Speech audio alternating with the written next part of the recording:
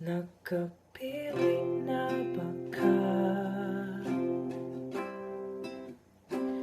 Kung kinsa sa among buhat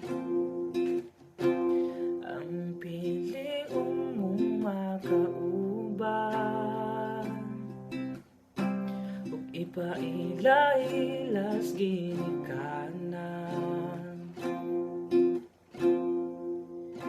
Gihatag ko na ang tanan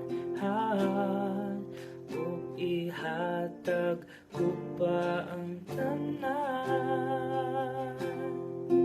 Apahan